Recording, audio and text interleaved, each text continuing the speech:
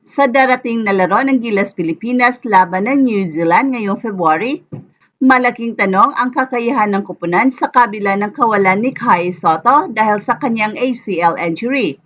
Pero tila may bagong pag-asa sa katauhan ni Carl Tamayo na nagpakitang gilas kamakailan sa kanyang laro sa Korean Basketball League. Sa isang makapigil hiningang performance sa Seoul Samsung Thunders, nagtala si Carl Tamayo ng halos 50 points na career high, kabilang ang 37 points, 7 rebounds and 3 assists. Ang tanong ngayon, maaari bang maging sandigan ng gilas si Carl Tamayo sa laban kontra New Zealand? Well, sa nasabing laro, ipinakita ni Carl Tamayo ang kanyang kahusayan sa opensa. Napakaganda ng kanyang shooting efficiency, lalo na sa 2-point field goals kung saan nagtala siya ng perpektong 15 out of 15. Nagpakita rin siya ng kakayahan sa 3-point shooting na may 2 out of 4 na conversion rate na nagpatunay sa kanyang versatility bilang isang stretch forward. Bukod sa kanyang opensa, may contribution din siya sa depensa sa pamamagitan ng kanyang rebounds at assists na nagpapakita ng kanyang all-around game. Ang ganitong klase ng performance ay nagpapakita ng kakayahan ni Carl Tamayo na maging isang pangunahing scorer at playmaker para sa koponan. Sa kawalan ni Kai, magiging mahalaga ang ganitong klase ng laro upang mabalanse ang opensa at depensa ng Gilas Pilipinas.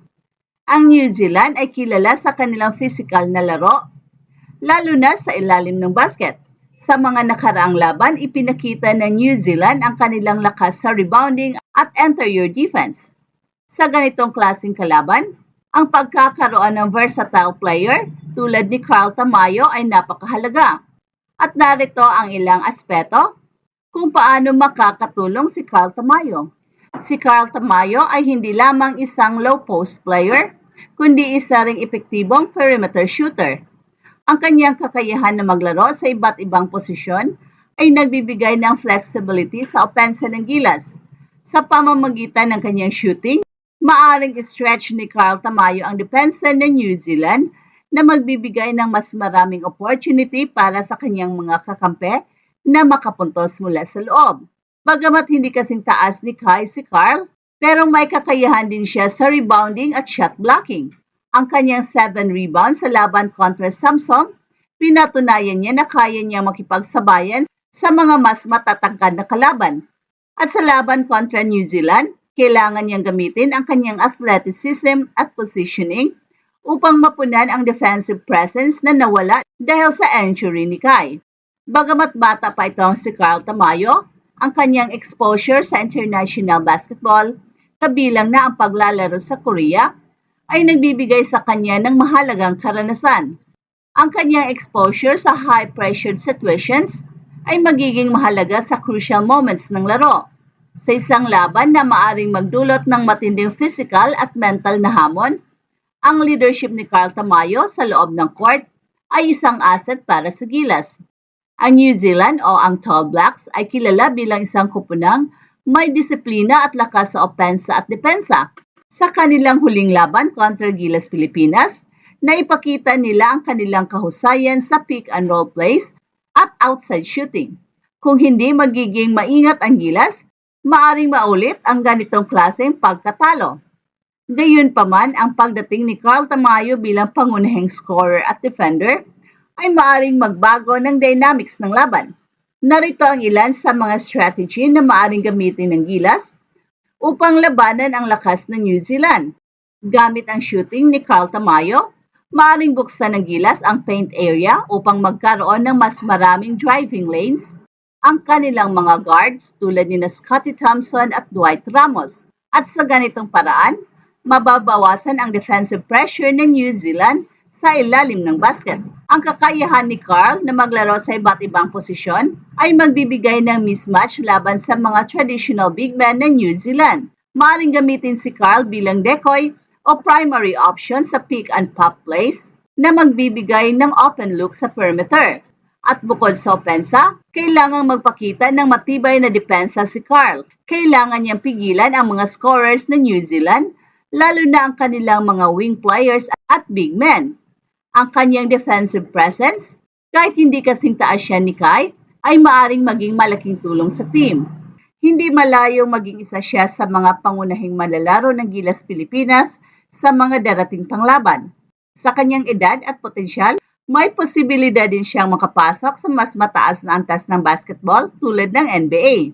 Pero sa ngayon, ang kanyang pangunahing misyon ay ang tulungan ang Gilas na makuha ang panalo laban sa New Zealand at mapanatili ang kanilang tsansa na makapasok sa FIBA Asia Cup 2025.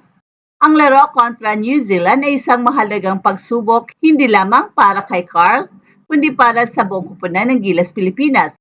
Isa itong pagkakataon upang ipakita ng kupunan na kaya nilang lumaban at manalo kahit wala si Kai, ang isa sa kanilang pangunahing malalaro.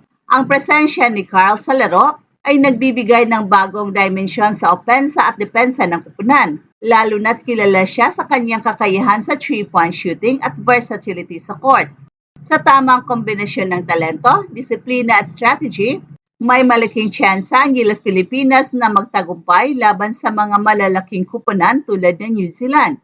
Kailangang magpakita ng matibay na teamwork at tamang pag-adjust sa kanilang laro upang mapunan ang pagkawala ni Kai. Ang bawat manlalaro ay kailangang mag-step up lalo na sa rebounding at shot blocking upang masigurong mananatiling malakas ang depensa ng kupunan. Mahalaga rin ang papel ni Carl sa laban dahil sa kanyang matibay na loob at husay sa pagharap sa pressure. Bilang isa sa mga batang bituin ng Gilas, pinatunayan niya na kaya niyang mag-perform sa pinakamataas na antas lalo na kapag kinakailangan. Ang kanyang leadership sa court at kakayahan sa clutch situations ay magiging malaking tulong sa kupunan, lalo na kung makipagsabayan ang New Zealand sa dikit na laban. Ang laro na ito ay hindi lamang tungkol sa resulta, kundi pati na rin sa pagpapakita ng karakter ng kupunan. Ang determinasyon at dedikasyon ng Gilas Pilipinas ay magsisilbing inspirasyon hindi lamang sa kanilang mga tagahanga, kundi pati na rin sa mga susunod na henerasyon ng mga manlalaro. Ang bawat laro ay isang hakbang patungo sa mas mataas na antas ng competition at mahalagang maipakita nila ang kanilang potensyal bilang isang world-class team. At sa tulong ni Carl, nananatiling buhay ang pangarap ng Pilipinas na makuha ang kampyonato sa Asia Cup. Hey, hey, hey! Attention mga kapatrol! Get ready for an epic giveaway! Once Express Info hits 150k subscribers, one lucky winner will win the incredible Oppo Reno 11F 5G smartphone. Here's how to join. Step 1. Subscribe to Express Info right now. Step 2. Like this video. Then step 3. Comment anything good and positive about our idol Kai Sotto. Super easy. Just subscribe, like, and comment.